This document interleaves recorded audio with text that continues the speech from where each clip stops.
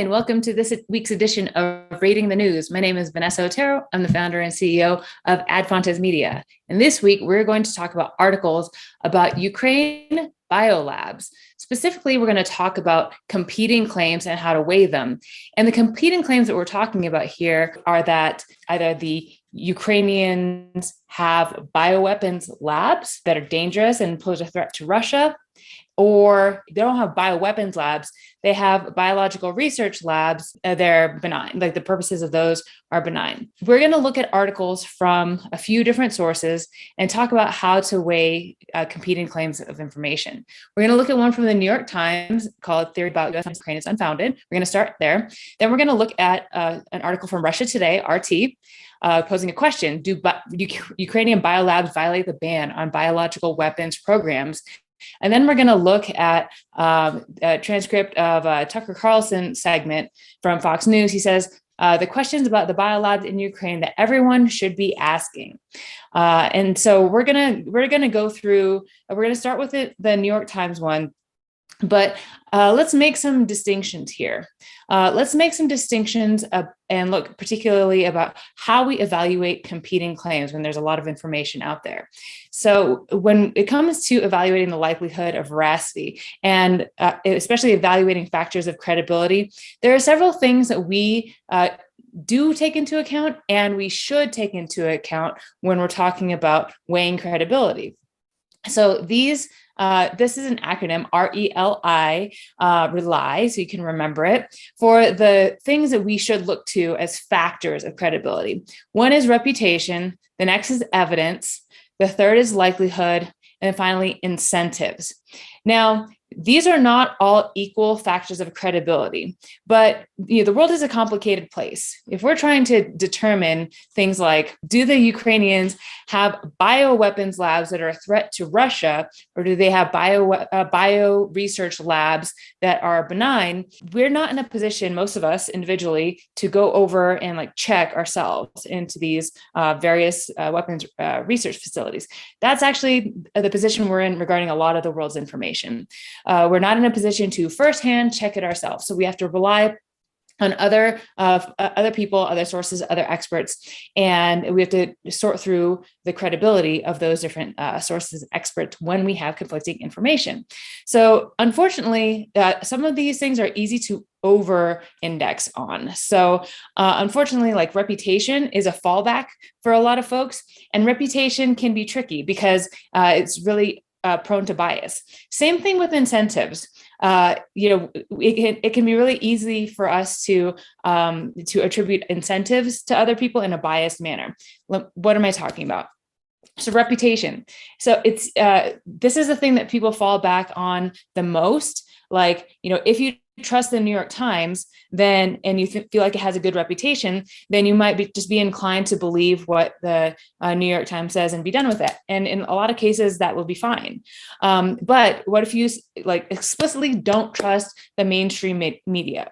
You are inherently very skeptical if it's a newspaper or a news organization that's large and been around for a long time. You're just mainstream media, I don't trust it. Well, then you might discount some valid information. This is not just about the mainstream media, though. I mean, if you have really right-leaning or really left-leaning, partisan sites, and those have a good reputation with you, you can easily be led astray, be led to believe things that are not necessarily true. So we over-index on reputation just because it's an easy heuristic. It's an easy shortcut. Same thing for incentives. People will say, well, this outlet is owned by this outlet is owned by Russian state media, or it's owned by this rich person who has some kind of incentive, or it's the person who is producing this information has incentive to lie to me or deceive me. It's really hard for us to actually know what incentives drive certain reporting. So we can easily make false assumptions when it comes to incentives. But we want to take into account all of these things. But the strongest things are evidence and likelihood. And between evidence and likelihood, evidence is actually the strongest one. So let's talk about evidence as it shows up in different articles. I'm going to specifically point out citations, meaning hyperlinks in this case, in these articles. Let's start with the one about in the New York Times. So theory about US-funded bioweapons labs in Ukraine is unfounded. Let's make a distinction between the terms bioweapons labs and biolabs, because these are sort of getting interchanged. And just the term biolabs has itself taken on a negative connotation, like just if the fact that there are biological pathogens like viruses or bacteria being studied or researched in a lab can contain like a nefarious undertone. So it's just the term biolabs itself doesn't necessarily mean that it's a bioweapons lab.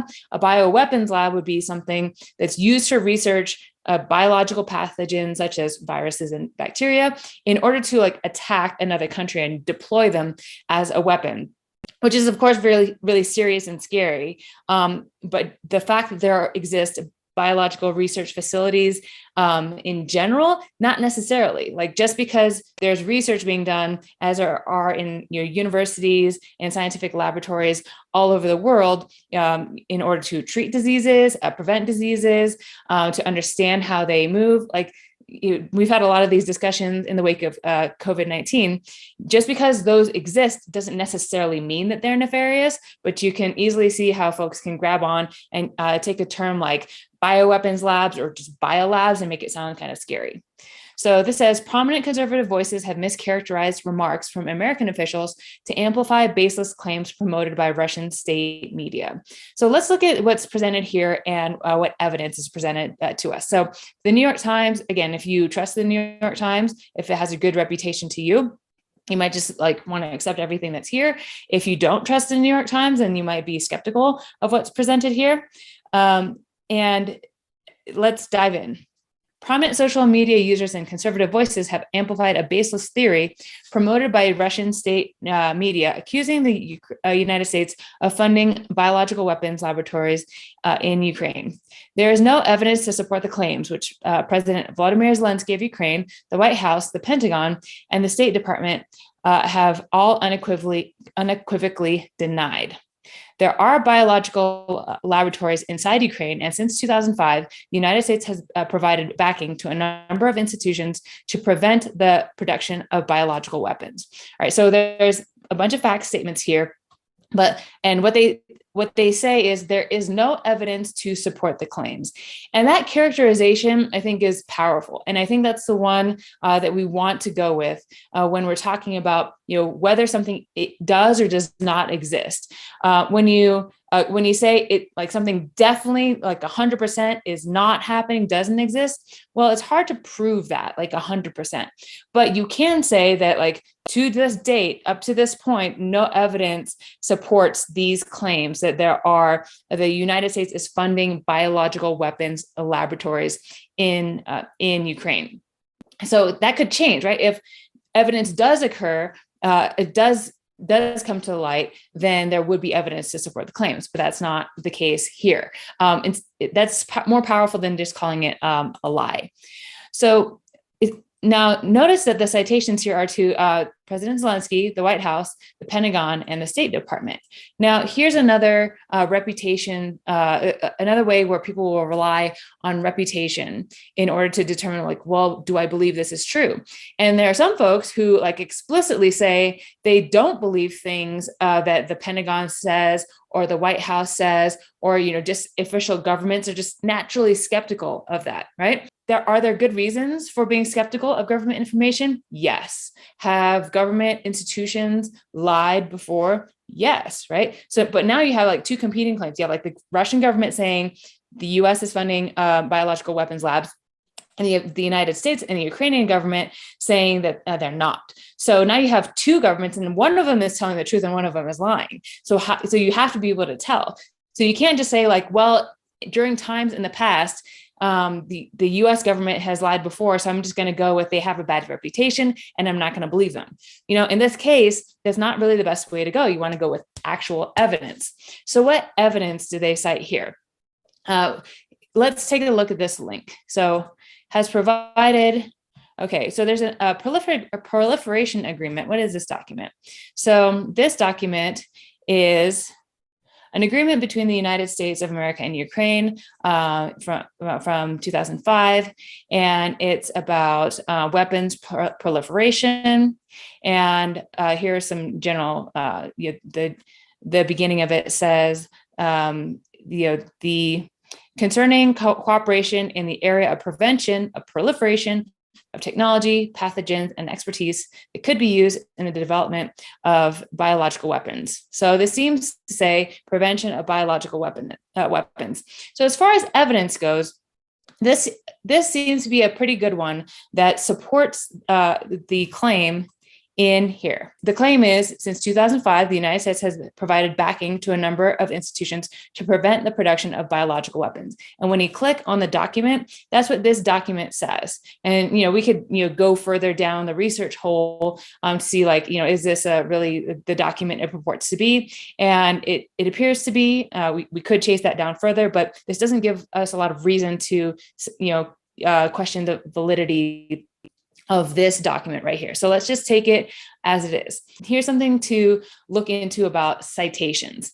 So citations, I practiced as a lawyer for 6 years, and in law school and in my law practice, you couldn't just make claims. You had to cite some kind of source, whether it was a case law or a statute or like facts of a particular case. You had to like point back to what you were talking about.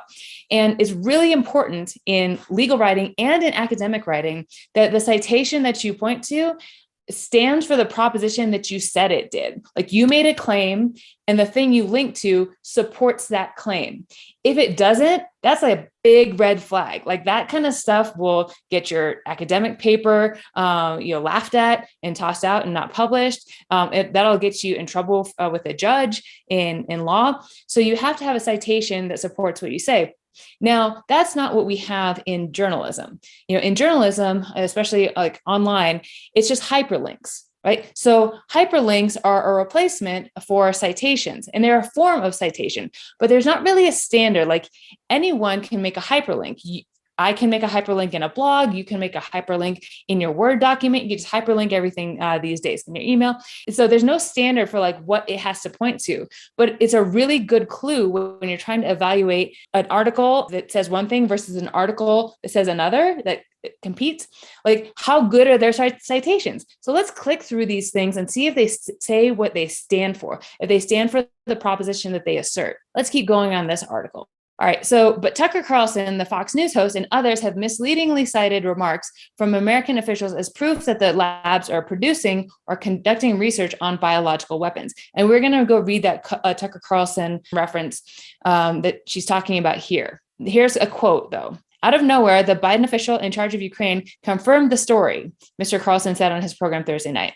Victoria Nuland, the Undersecretary of State, casually mentioned in a Senate hearing on Tuesday that actually, yes, the Biden administration does fund a series of biolabs in Ukraine.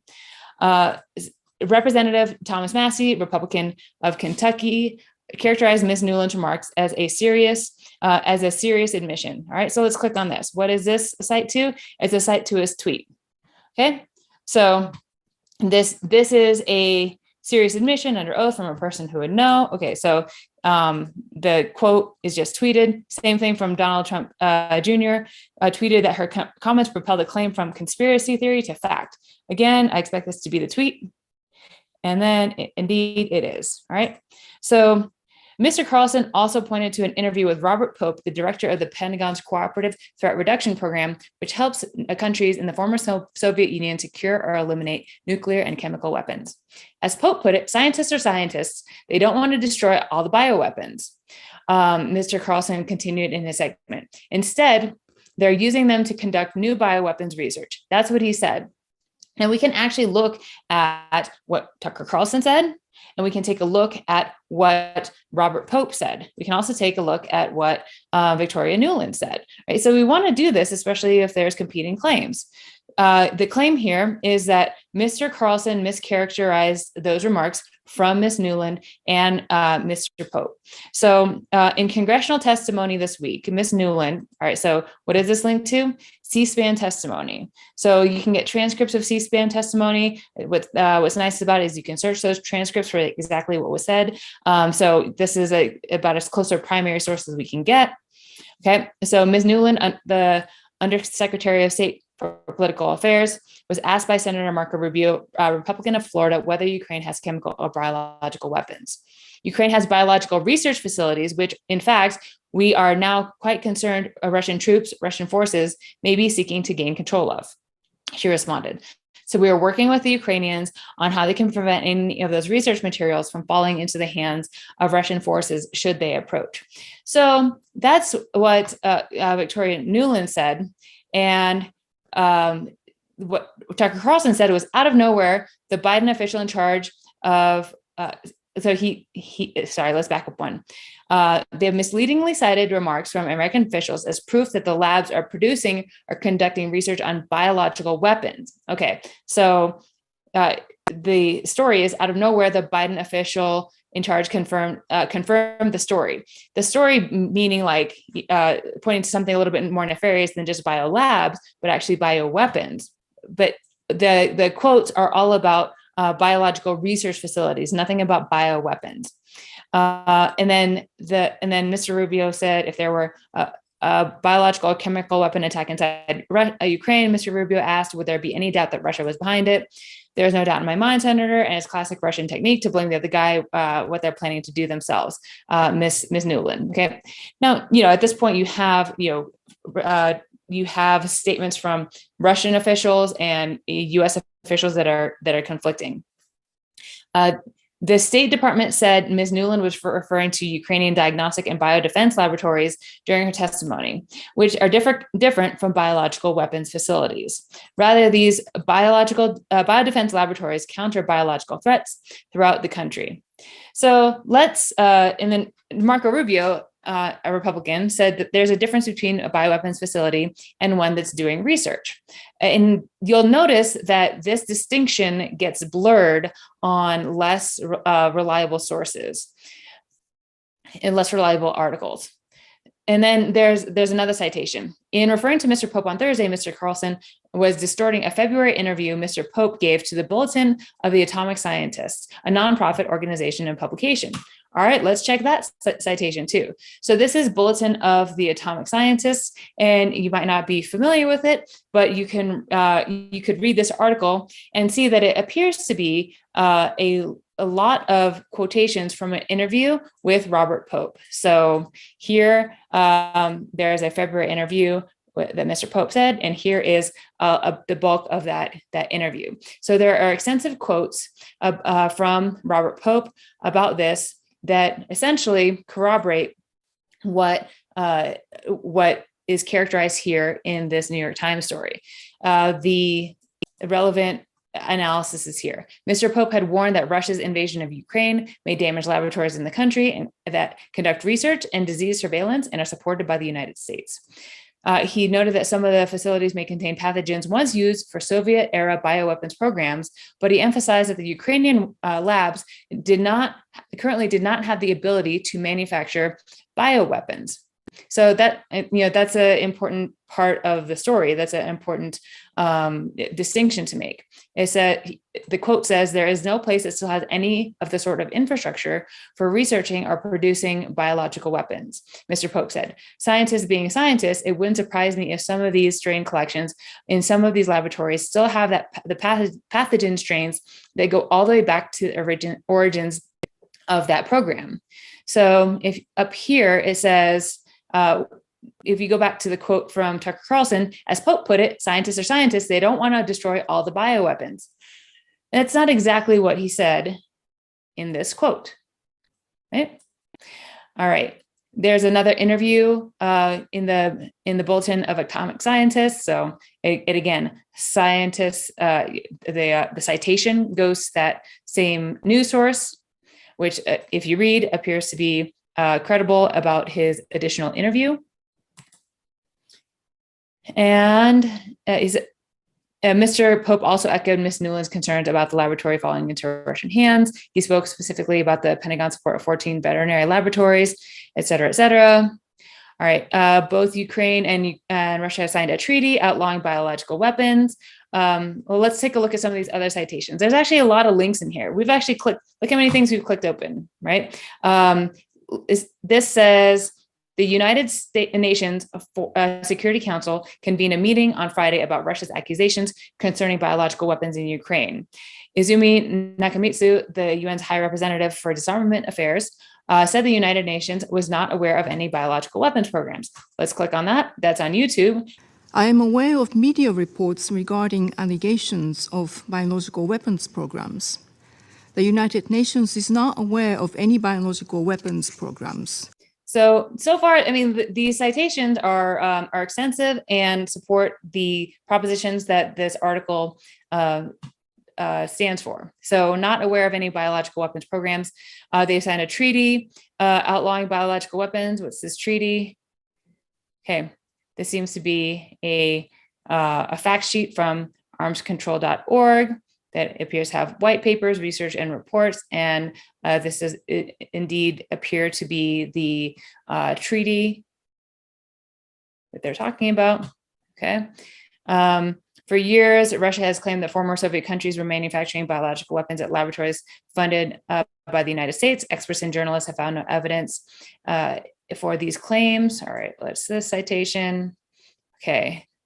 University of Maryland School of Public Policy, Center for International Studies at Security Studies at Center for International and Security Studies at Maryland. False allegations of biological weapons use from Putin's Russia from 1949 to 1988 to today. Okay, so lots of citations. So this is pretty fact dense and specific, and the evidence used to support the claims is in line with the claims that are here, and we were able to go and corroborate them. So those are good indicators of credibility here. So reputation, there are a few reasons. There are a lot of folks who don't trust the New York Times, but in our evaluations at Ad Fontes Media of lots of articles over time, the New York Times tends to have a high reputation for credibility. The evidence here is strong. There's lots of evidence. There's nothing that's mismatching here.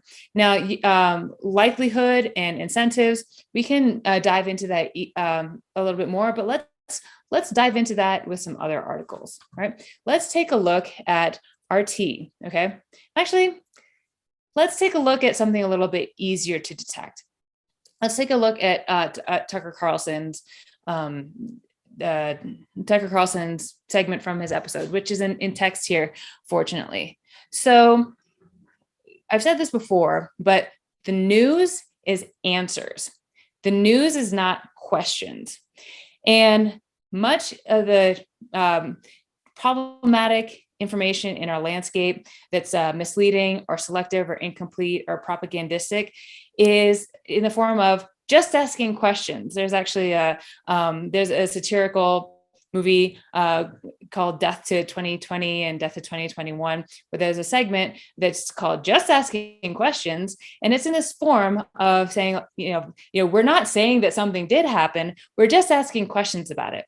The trope, though, that format is designed to make an underlying claim that because you don't know the answer to these questions that are seemingly innocent, that the answer to them is something insidious, something bad. So there is an implied claim here, right? So let's look at what this implied claim is. The questions about the biolabs in Ukraine that everyone should be asking. Just asking questions.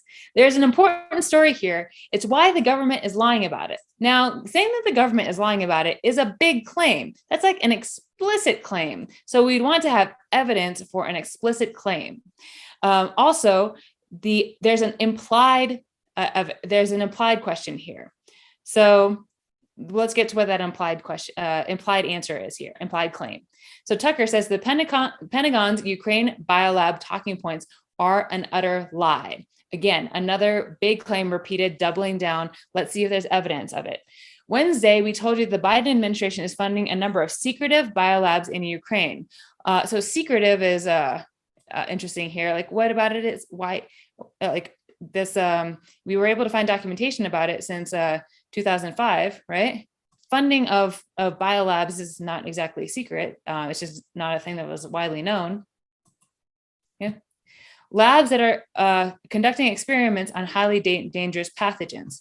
Now, that's not a story, as we told you, that we wanted to do. In fact, we didn't think it could be true. It's so over the top and bizarre. And in any case, the administration had repeatedly and very aggressively denied they were doing anything like this. And then they attacked anyone who has questions about it as a tool of Russia. Okay, so in fact, we didn't think it could be true. What's it? I think it here is like whether the United States is funding bioweapons labs, not just biological research facilities, right? And like calling it over the top and bizarre.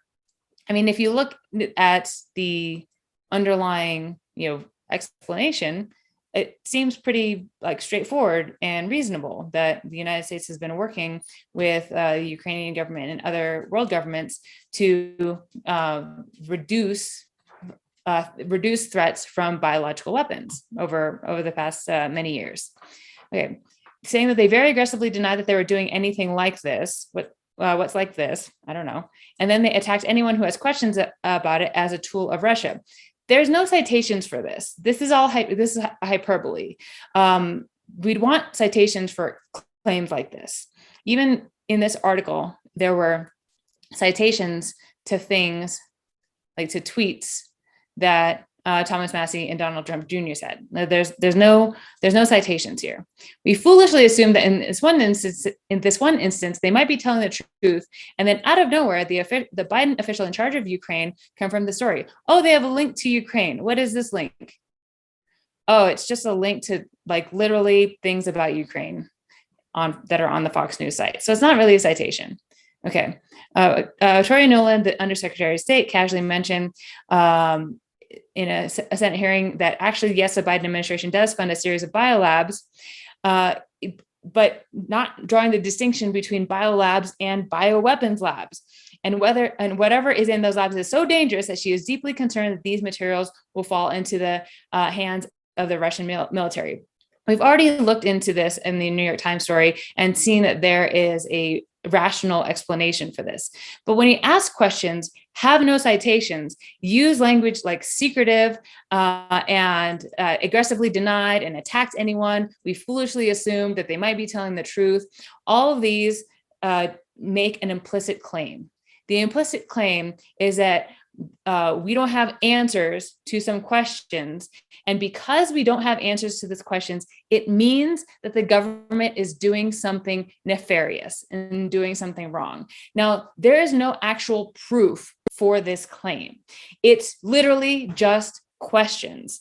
But if that's all you have, it's really easy to make a story out of this. This is sort of the nature of conspiracy theories.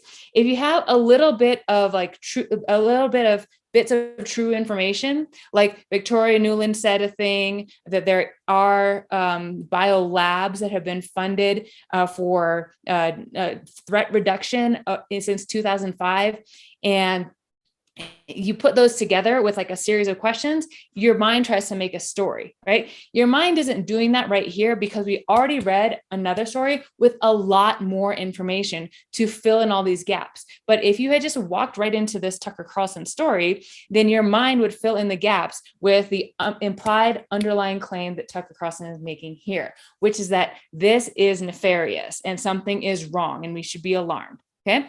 So more questions. What exactly are these labs doing with our money and in our name? And why didn't the Biden administration secure the contents of these labs before the Russians invaded? Again, question, no answers. So far, we haven't received any answer to the second question. We think we're the only ones who have even asked it. Again, more talk about questions. Whoever decided to leave the deadly biological material sitting in Ukraine as Russian troops massed on the border has not yet been identified. We hope that person will be identified. We'll keep asking. just asking questions. As for the first question, what exactly is going on in these labs? I mean, once you start identifying it, it's sort of ridiculous. That's just question after question after question. So we've gotten several answers, all of them insulting. There's no citation for this. Like, what were the answers that were so insulting? Initially, the administration claimed the labs were designed to help the Ukrainians fight tuberculosis, as well as various livestock diseases. That's what officials told members of Congress. It didn't seem plausible, and in fact, it's not plausible. Then after our show last night, the Pentagon released what it non-ironically called a fact sheet designed to make the Biolabs story seem small and ridiculous. Virtually every news organization in America, with almost no exceptions, repeated the administration's claim verbatim with no verification of any kind. One more. Foreign Policy magazine ran this version of it, which was identical to many other versions if you follow the news today. Fact check: DoD has worked with Ukraine to eliminate, in all caps, bioweapons left by the Soviet Union since 2005, said a senior defense official, but these are not, again, in all caps, weapons labbed as Russians falsely claim, the official said. So same thing with, Washington Post, and other articles. So let's take a look at this. One, citation. Is this a citation? No, it's not. It says Pentagon. These are just the topics, the stories about the topic of Pentagon on Fox News. So the citation does not stand for the claim that it's making. And there are, in fact, no citations for the claims that are being made here. We can actually try to look up some of these things, though, on our own. So they released a fact sheet designed to make the Biolab story seem small and ridiculous. Okay, if they've released a fact sheet, that's something we can look up. Let's say Pentagon fact sheet on Biolabs. I just Googled this a little earlier. Okay, so defense.gov. All right, so a fact sheet from March 11, 2000. Let's see. This appears to be from March 11th, 2022. The Department of Defense's Cooperative Threat Reduction Program, Biological Threat Reduction Programs in Ukraine, overview, key facts, public health officials, health facilities, and biological laboratories, et cetera, et cetera. The United States has invested this much money in these many laboratories. They began this work to reduce the risk posed by the former Soviet Union's illegal biological weapons programs, right? So there are a bunch of facts that, the Department of Defense is likely in a better position to know than we are. Even if you don't believe everything the Department of Defense says, there seem to be some verifiable things in here, especially when it comes to things that they collaborate on with the WHO, the World Health Organization. So this doesn't seem on its face like a lie, or like if it is a lie, we would want some evidence of that. This says, the Pentagon's Ukraine biolab talking points are an utter lie. But there's no evidence for that. You can't just make that claim without any evidence. When we're looking at likelihood, okay, if there is a plausible explanation, he said the claims aren't plausible, but he doesn't say why they're not plausible. So if you've got evidence that here's what the Pentagon said, and you're saying that the Pentagon lied, but you have no evidence of that, well, and you're looking at likelihood of which is likely or true, here the likelihood weighs in favor of the the DoD fact sheet. I haven't seen anything to in the story to deny it, and these are the big claims. The government is lying about it. Their talking points are an utter lie. All right. So if you look at other claims that we can debunk sort of easily, again, more questions. It says, virtually every news organization in America, with almost no exceptions, repeated the administration's claim verbatim with no verification of any kind. Well, that's not true. There's actually quite a bit of verification in this story. And if you look at the this Foreign Policy magazine, article says how the U.S. bioweapons in Ukraine became Russia's new big lie. There's actually a lot of citations and evidence and quotes about this article, from this article. The Washington Post, the PolitiFact, all of these different stories that he said ran all across the media, they actually did do lots of verification. All right, so that's enough time spent on this Tucker Carlson one. It just ends with more and more questions, how long does it take to eliminate Soviet bioweapons? 17 years seems like a long time. How does that work exactly? How heavy are these bioweapons? Do we lack the transportation capacity to finish this important job? Like, okay, no actual evidence, just for a good fun. The last link in here is to, the transportation topic on all of Fox News. All right, so this one's a little easier to tell, it's BS. So like hyperpartisan right, misleading information is where we'd rate it. But then you've got this RT article. So there are some things that there are some similarities to the Tucker Carlson article here, but they're a little bit harder to detect because the coverage here is a little bit more, it's actually a lot more serious and a lot more quotation rich. But now that we've been able to look up these other corroborating facts, this should be a little bit easier for us to detect the things that we're looking for regarding credibility. Now here we have a big reputation and incentives heuristic to go by. So RT, a lot of folks know at this point, is Russia Today, which is owned by the Russian government. And even though it's United States based and written in English and directed to a US audience, often with US journalists and contributors. However, if it's owned by Russian state media, there are some good incentives to do what the Russian government wants it to print. That's a little bit different from the incentives of the New York Times and the incentives of Tucker Carlson, right? So the New York Times doesn't is not owned by the U.S. government, right? Its job is not to promote what the U.S. government says. It's not Tucker Carlson's job either. He's not owned by the U.S. government either. But there are other incentives that he may have for stirring up controversy, and I'll leave you to sort through that on your own. But here we start with, do Ukrainian biolabs violate the ban on biological weapons programs? Just asking questions. It's the first line. Okay, an explanation must be offered for what was really going on in Ukrainian biolaboratories working with highly dangerous pathogens. Again, alarm bells now that the just asking questions format should be going off in your head. So you've got reputation issues, incentive issues, and then this is not news so far. This is just questions. Okay, so unless either the Ukraine or the US can prove otherwise, available evidence points to Kyiv operating biological laboratories which may have violated the Biological and Toxins Weapons Convention. Okay, so what's tricky about this is they're saying evidence shows. And evidence is a thing that I said we should rely on. We want to make sure, though, that if they're just saying that this is evidence, that there actually is evidence. This is another thing that's a little bit tricky is right there, you got the bio. He's a former U.S. Marine Corps intelligence officer and author of Scorpion King. He's author of a book, so he's a U.S. guy. So this is designed to say look, we have credibility. The reputation of this author as a U.S. Former Marine should be taken into consideration. So there are links to the testimony of Victoria Nuland, right? And then characterizations of that, which are kind of similar to the characterizations in the New York Times.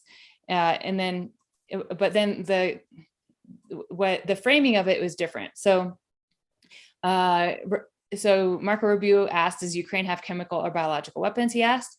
And then she says, Nuland answered the question very deliberately. Ukraine has biological research facilities, which in fact, we're now quite concerned Russian forces may be seeking to gain control of. So she doesn't say that they have chemical or biological weapons. She says they have biological research facilities. And, but then they frame it by saying she answered the question very deliberately, maybe insinuating that she was lying, but nothing over the top here at the moment. So, note was the fact that none of this was mentioned in the entirety of her opening speech. The purpose of Rubio's question wasn't to pin Nuland into a corner, but rather set up the following follow-on question, designed to deflect a very discomforting issue into a propaganda opportunity for the U.S. government. So, it's that's a opinion. That's certainly a characterization of this quote. Let's dive down a little bit more. What's tricky about this is because there are extensive quotes from Marco Rubio and Victoria Nuland. So it's not like taken as out of context and just like glossed over as this Tucker Carlson story. Like there are direct quotes and you could actually verify them with citations. But then they've got some other citations. So they're citing the spokesperson for the Russian Ministry of Foreign Affairs saying that Russia confirmed that during the special military operation in Ukraine, the Kyiv regime was found to have been concealing traces of a military biological program implemented with funding from the United States Department of Defense. And then this citation does point to the Russian official saying that. So like this is the official Russian embassy to UK and Great Britain. And there's a quote directly from her. Now, again, you're in the situation where like the Pentagon has said this, now Russian officials said this, if you don't want like to believe things that the Pentagon says, maybe you are inclined to believe things that the Russian representatives say. But let's look into like these make it tricky for folks. That these extensive quotes and these actual citations make it hard to tease out. So far, the only clues we really have are like these questions, like the just asking questions format and the characterizations of the quotes. What's the claim that this spokesperson is making? According to Zakharova, the Ukrainian Ministry of Health on February 24th, the first day of the Russian offensive, had ordered all the Ukrainian biological laboratories to urgently eradicate the stored reserves of highly hazardous pathogens of plague, anthrax, rabbit fever, cholera, and other lethal diseases. She said the documentation on the urgent eradication of the pathogens was received from employees of Ukrainian laboratories. So there's actually there's no citation for this particular quote. But is it possible? It's certainly possible. And if we look at the Ukrainian Ministry of Health, I Googled the Ukrainian Ministry of Health direction to eradicate pathogens news. I spelled it wrong. Okay, so there are news stories like, let's see, like in the Hill. So Reuters broke this story. The WHO did tell Ukraine to destroy pathogens in public health labs to avoid spill of spreading disease. That makes sense. I haven't found anything about like February 24th, the Ukrainian government saying this about like anthrax and these other diseases. But if there are these biological weapons, or not biological weapons, but there are these pathogens that are potentially deadly that are being used in these biolabs for research, then it's this article and others explain that it sort of makes sense that you'd want to like destroy as much as possible in case they get bombed or lose power or something. There's like a rational explanation for this. So, but there's no there's no citation for this anthrax, rabbit fever, cholera, and other lethal diseases.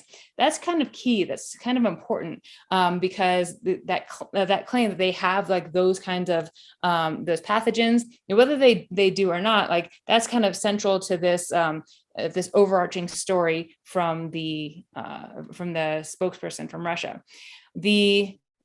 So it says the urgent eradication of highly hazardous pathogens was ordered to prevent exposing a violation of Article 1 of the Biological and Toxin Weapons Convention by Ukraine and the United States, she added. Oh, okay. So that's a big claim that the United States and Ukraine working together have violated this Article 1 of this convention. So they cite that Article 1 what Article 1 is. So you can actually see what that is, but this is not proof of the claim. The claim is that the US and Ukraine violated this. This is just a link to what the article is, what the convention is. It's not a good citation. So earlier, the US Embassy in Kyiv published information relating to what it described as a biological threat reduction program. So again, that is a citation that says like what it purports to say, that according to the US Embassy, The program's priorities in Ukraine are to consolidate and secure pathogens and toxins of security concern, to ensure Ukraine can detect and report outbreaks caused by dangerous pathogens before they pose security or stability risks. This all sounds innocuous enough, and if true, seems to meet the criterion set forth regarding prophylactic, protective, or other peaceful purposes. Okay, so they say, all right, sure, maybe that's the case, but then they're setting up a big claim. There is suspicion, however, that the Defense Threat Reduction Agency-led biological programs may have a more nefarious purpose.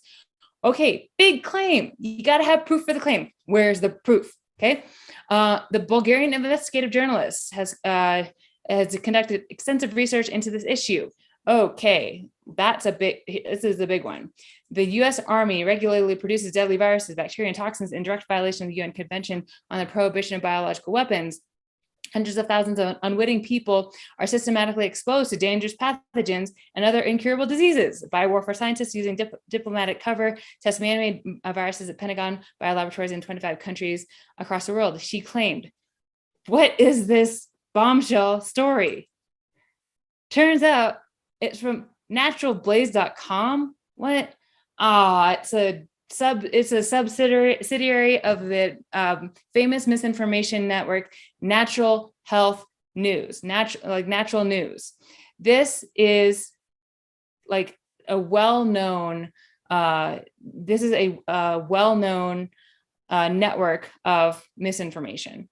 And it's like one of the least reliable sources on here. You have like all this stuff about like, bioweapons and declare your independence from the rigged system. And this is just it's not a good source. So the biggest claim in here is from a really disreputable source. Several of the other claims are not from several other the citations don't like this. The citation to the BTWC doesn't support the proposition for which it stands. And then we've got one more here. So one more we should dive into. All right. Okay, let's dive down here. There's more quotations from Robert Pope from that first article. And then it says, if this is the case, then the Ukrainian labs could very well be the repository of anthrax 836, an extremely deadly strain of that disease specifically developed to be delivered in warheads mounted on S-18 intercontinental ballistic missiles operating from Ukraine. What? Like, the claim sounds it sounds like Ukrainian labs are, planning on using anthrax to mount some missiles to like launch it into Russia. Like that's what the sentence purports to say is like, likely the case. What is this linked to? Description of this anthrax strain. Okay, an anthrax leak strain. It's not proof that the Ukrainians actually have this strain. That's not a citation here. What is this? Ballistic missiles operating for Ukraine from Radio Free Europe. This is a reputable site, but what this article says is that here's an old nuclear missile base that has now been turned into a museum and is inoperable. And it was used as a nuclear launch site when it was part of the former Soviet Union. So that doesn't say this at all, right?